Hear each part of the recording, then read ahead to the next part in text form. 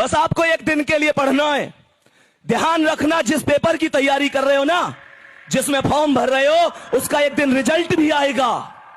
और अगर तुमने फॉर्म डाला है तो एक पड़ोसी ने भी डाला है।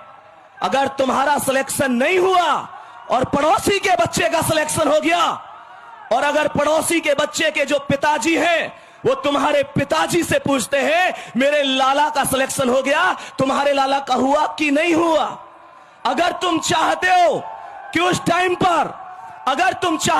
टाइम पर तुम्हारे पिता की नजरें झुकी रहे और वो कहें कि मेरे लाला का सिलेक्शन नहीं हुआ, तो बेशक मत पढ़ना।